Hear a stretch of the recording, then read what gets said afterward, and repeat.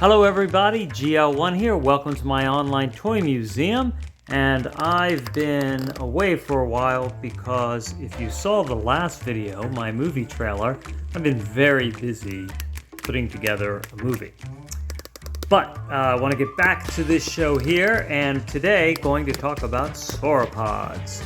And as you can see, they're so big that you have to have the camera far away for these Jurassic World toys. Now, sauropods are long-necked, long-tailed dinosaurs. That's their main characteristic that they're known by. And they have large pillar-like legs, relatively small heads, and you know, as you can see, that's pretty much the body design that you see on all these different kinds of sauropods. Now, when I was a kid, the main sauropod that we always heard about, well, there were two. There was Brontosaurus and Diplodocus, and then a little later, our big guy right there, Brachiosaurus, that was in the first Jurassic Park movie, you know, the first dinosaur we all got to see. But when I was a kid, this is the Brontosaurus that we got to play with. It was just you know, a hard plastic, no thought really given to the colors. It would have the name stamped on the dinosaur, and on some models it would also have the length, the size, and as you can see, young GL1 chewed on the tail, because that's what you do. So yes, I've had this a really long time, and someone gave this to me. This is another, you know, basically a primitive toy. You can see that it was two pieces and they like hot glued them together, you know, just melted the plastic and melted it together. I guess it's a similar body design. You really don't know what dinosaur these are. Apatosaurus, Brontosaurus. You know, some scientists disagree that there's two different species now. When I was a kid, there was Brontosaurus, and then later they discovered something called Apatosaurus. And then some people said, well, there is no Brontosaurus, it's just all Apatosaurus. And then they said, no, wait a minute, some are really different. We're going to call that Brontosaurus. So here is a Lego sauropod. And, you know, I guess you can assume that this is, you know, is it an Apatosaurus or is it this fella over here, which, let's see, that is Nigerosaurus. And why do I say that? Well, the heads are similar design. Nigerosaurus is unique. It's small, but it's the only tetrapod, so only four-legged animal ever whose mouth is wider than the head. So that's one of the features of this. It also has like a flat teeth that just go all the way across and scoop in there. Now this toy, this is a Jurassic World toy, and it's about the size of an elephant, 30 feet long. It's from the Cretaceous. It's 110 million years ago, and it weighed 4 tons. So 4 tons, that would be about 8,000 pounds. So it could be heavier, you know, but, you know, maybe a female small elephant. But anyway, so that's this toy. It has the hips that go out, so it can, you know, stabilize itself. You know, maybe like it's drinking water, it can, you know, put its, you know, kind of like get down low like that. But good articulation, excellent noises, and it has this lever here. It's very noisy to play with. Makes a lot of noise, so that's kind of cool. All right, you see it just keeps going every time you move the head. Now, the Brachiosaurus, we've all probably seen that before. This is not the Hammond collection Brachiosaurus. I did have an opportunity to get one for a really good price, but you know, the thing is I already have this one. You really don't play with them, you just look at them. I mean, you set them up and you look at them, so what's the point in spending more money on just another big sauropod that I kind of already have, and you know, you end up not playing with it anyway. But I do love this dinosaur. Now, Brachiosaurus is an armed lizard, and it is, that's what the name means, and the famous thing about Brachiosaurus, the kind of dinosaur. There are other dinosaurs that have that body shape, that it has the longer front arms than the back legs. And the interesting thing about the Brachiosaurus, it is the only animal living or that we've known ever that has the body design as similar to a giraffe. So no other non-living or living animal has a more similar body design to a giraffe than a brachiosaur in terms of the proportions. Brachiosaurs, they were Jurassic. They were Jurassic, so they were older. Jurassic came before Cretaceous, and Triassic came before that. It's 150 million years ago. There's always debate about the size. 70 feet, I averaged it, and about 50,000 pounds. Okay, so it could be heavier. And you know what? I'm sorry. I meant to say that this was 4,000 pounds, not 4 tons. So that is the Nigerosaurus. So it's pretty small. So there are a couple other models of the Brachiosaur. You know, they came out with little ones. They first came out with this color, little baby, from the cartoon, sort of the computer-generated cartoon of Jurassic. What was that? Jurassic, something on Netflix, one of those Jurassic shows. I don't remember. And here's the other guy. Camp Cretaceous, that's what it was. Yeah, I like Camp Cretaceous. So you just have the legs that move back and forth like that. And then this one here, this is a completely different brand, but I think it's worth taking a look at because we don't know what they look like. We don't know if they were colorful like birds. And so someone took that to some degree there, an artistic license, and made a brachiosaur. But here's what's interesting about this. Now, the large sauropods, their leg design, or their foot design, they have all 5 toes facing forward, and the brachiosaur had a prominent big toe. Now, the Jurassic World brachiosaur doesn't really display that like this one does. So I think that's something to note. And, when you're playing with this guy, you can lower his head. So, he can eat things that are lower, and he can open and close his mouth. And you can turn the head, you can turn the neck, sorry. So you could turn the whole neck. And the legs just move in and out. All right, so that is the Brachiosaur. And then we're going to move on to the Ampelosaur toy.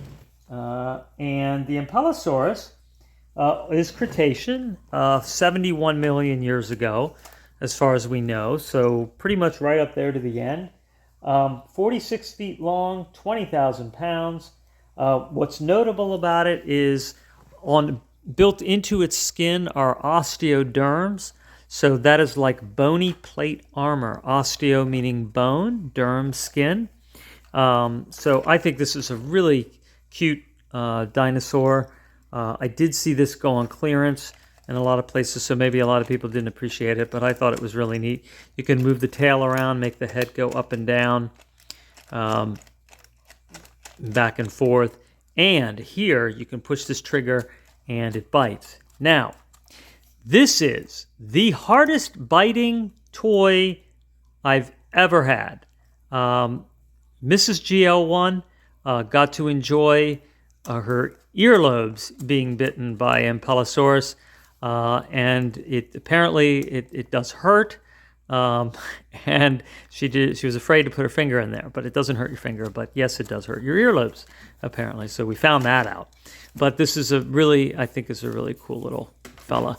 And you can move his arms out like that, and his legs have a little bit of lateral motion, not a lot. But he doesn't fall over easily anyway.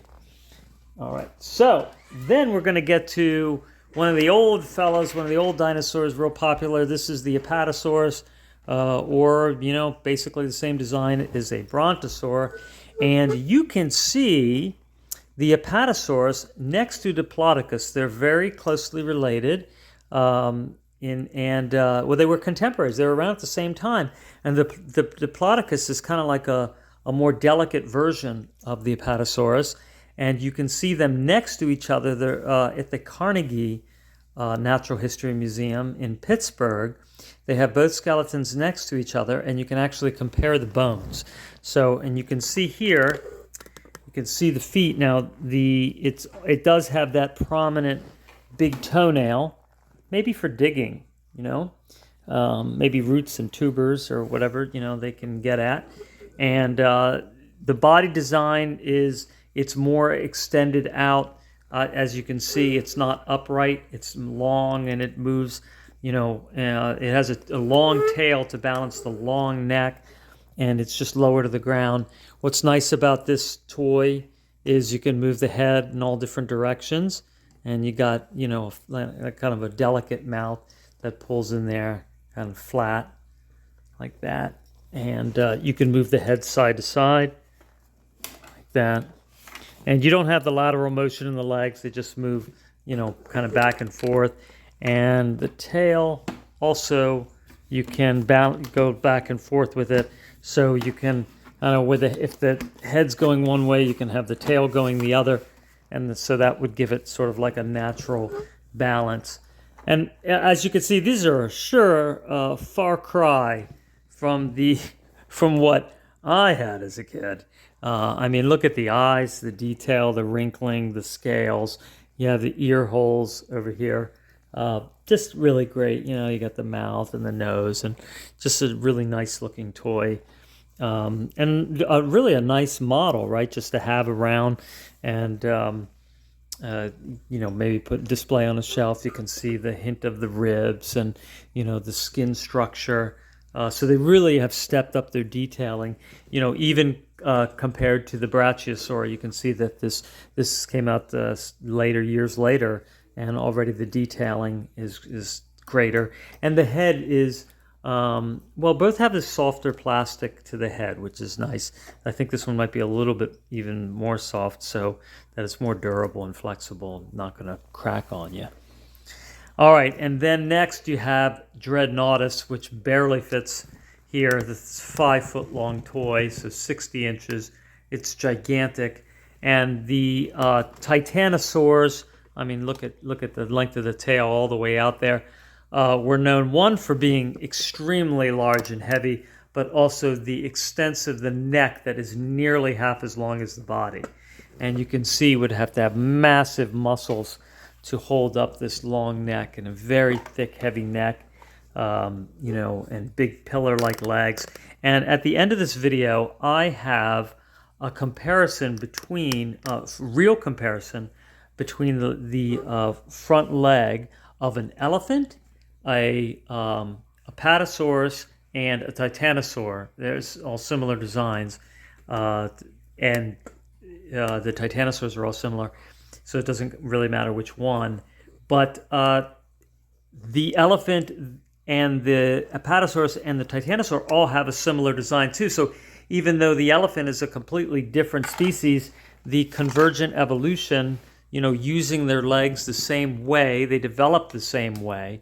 And you see this has a joint here. And you'll be able to see the ulna and radius and how they twist, and how the 5-toe design is similar in the elephant and in the sauropod, where the toes are pushing down. They're like this. They're vertical, and then they're bound up, and then it goes up. So they kind of walk on the tips of their toes, and they get very wide and pillar-like to be able to support that weight. All right, and then you can see this head here. All right, so you can move that around, and you got a much thicker jaw than you do on the Apatosaur. All right, and let's see if I can give you some details on him. The Dreadnoughts, Cretaceous, 73 million years ago, 85 feet long, 130,000 pounds perhaps, and the Dreadnoughts is the most complete Titanosaur skeleton, and it was discovered by some scientists that work in Philadelphia in Drexel University. And let's see, I did want to say about the Apatosaurus. It's Jurassic. Okay, so it's old. It's not around the T-Rex. What it had to deal with was Allosaurus. And so the Apatosaurus is 150 million years ago, so twice as old as the Dreadnoughtus, and 72 feet long and 47,000 pounds. So, not even half the weight of a Dreadnoughtus. And the Brachiosaurus and the Apatosaurus actually similar in weight. All right, going down the line, we have a pretty new toy, the Memnochiasaurus.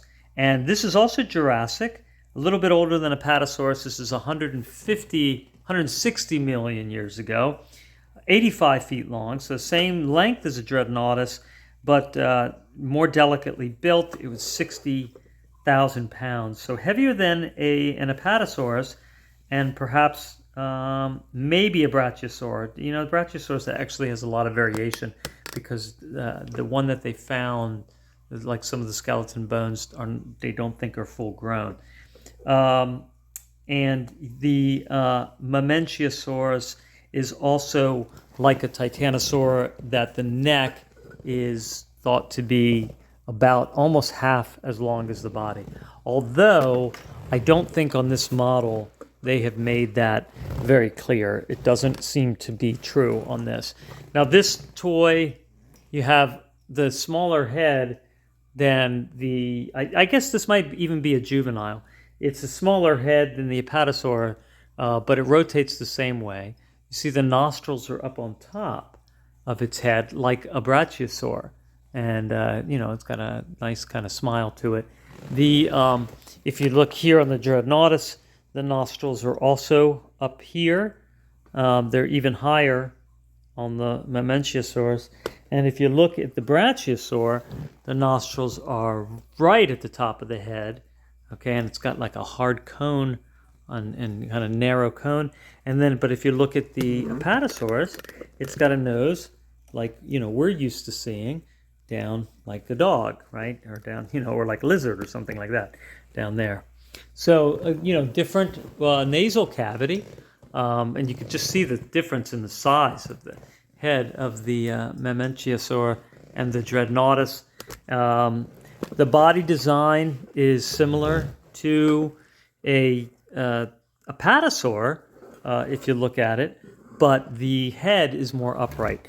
Or the neck, so you can, move that. It's a tough joint, but it slides up and down. There we go. And it's tough to move, but there, you can have it really bend down here and get really low, so he can eat really low. And let's move that, yeah. All right, and then we see those feet, and you don't have that big toe, but you do have the 5 toes in the front. And let's see, you got the tail that can move, just up and down. Doesn't move side to side like the Apatosaur. And then you can pull that neck back up. Okay, and then you can twist. It has a twist. You can twist the neck that way too, left and right. And it feels like a very good solid plastic, though I have to say. It definitely doesn't feel cheap. So if you want to get one, I think it's pretty good, a good toy. I think you might be able to find it at a discount like I did. I was able to get it for like $35. So like, half price. All right, so next is I'm going to go over Ouranosaurus, which is a Cretaceous. That's 125 million years ago, 27 feet long, and about 8,000 pounds. And that's this guy here. And, it's kind of like a Spinosaur, right? It has sort of the high arch here, and maybe that was for temperature regulation. But this one, you can turn the feet in and out, so that gives it a little bit more stability. And then you have your arms that you could move out, in and out. And this has a lever, or like a switch, very loud. And you can move the head independently too. So I remember I saw this I can't remember how many months ago. Maybe it was over a year ago. But I saw it in a Kohl's, and I'm like, oh, look at that. And I'm like, I don't really that interested in it. And then all of a sudden it became very difficult to find. And then I was lucky to find it again. So glad I could have that. And I can kind of see why it's pretty well sought after. You have a lot of features to it. I mean, you can move the tail in all different directions. You can move the head up and down, and even turn it a little bit. You can see the ears here, and then the nostrils in the front. And you have that sounds and the switch that activate the neck, and you have the lateral motion in the leg with the feet that turn, just like the T-Rex, and then the arms that move. So a tremendous amount of features and articulation on this toy. So I guess I could see why that might be pretty valuable. All right, so we're getting to the end here, and then this guy is pretty neat. This is a Margosaurus. And this is Cretaceous, 129 million years ago, 43 feet long, 8,000 pounds. It was discovered in Argentina in 1984, which is the year the Terminator came out, if you're keeping track. And it was a nearly complete skeleton. And it has, obviously what's unique, it has these two spines that go down its back. So that's unique. You can look it up online and see a picture of the skeleton. A Margosaurus, and A-M-A-R-G-A Saurus.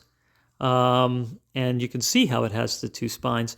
But what's cool about this toy, it's rubber, right? And you can turn the head and it'll stay. And it has rubber feet. But here you go. Inside, you can take the skin off, and underneath are bones. So you can get to the bones. There's no leg bones. They took those off. But you can take the torso, the skin off, and then you can look at the torso and the neck and everything. I did that once. I'm not going to do it again. I think that might be how it kind of ripped over here. Or you know what? These things, it's just this kind of rubber sometimes gets old and it can crack. But there were a couple others like that. I wanted to bring them up and show you. So I have Spinosaurus, same thing. You got the head that turns, and it's got hard rubber feet. You can see the plastic.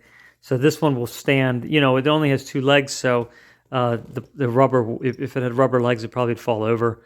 It has some plastic in the here for stability and the legs, and then you can see underneath you have the skeleton again. So this is kind of a neat thing. Look, you have the 3 fingers instead of 2, like T-Rex. And then you just kind of tuck that rubber in there. You can see it's kind of disintegrated or gotten weak there too. And then here you go is the T-Rex.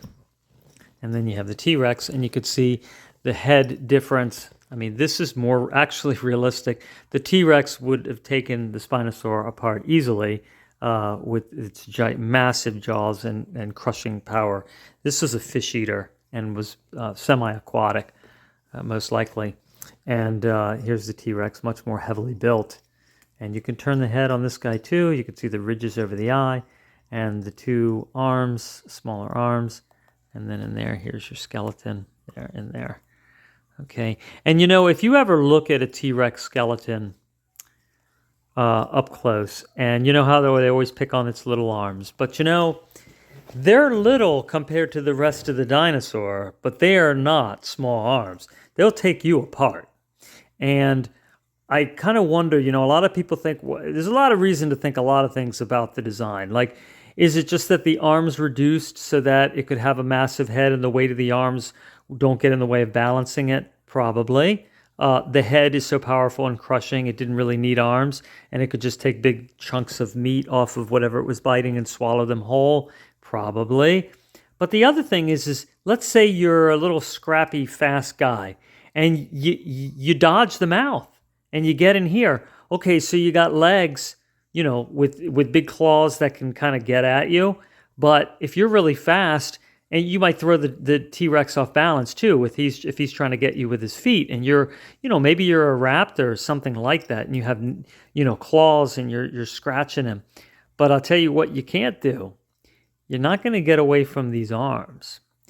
If you got in here, got away from the mouth, these arms and the claws on them are huge, and they're going to really do some damage. Now, I've read estimates that what they do is they study where the tendons attach on the arms, and that gives them an idea for the leverage points in the muscles. And the estimate on what these arms could curl, each one, is 400 to 600 pounds. It's a very strong arm. So if you get swiped with an arm like that, I mean, it's worse than probably getting swiped by a grizzly bear. And the claws are huge. So it's going to, really do damage. So there really, I think, is a practical use for those arms in defense if, let's say, it was getting attacked by a group of smaller, sharp-teethed, sharp-nailed dinosaurs. So just wanted to add that in there. All right, well, that's it for today's sauropod video. Hope you enjoyed that. And like I promised, I am going to go through my picture records, and I will throw up some real sauropod leg bones so you can compare them with the elephant. All right, thanks for watching, and I will talk to you soon. Take care.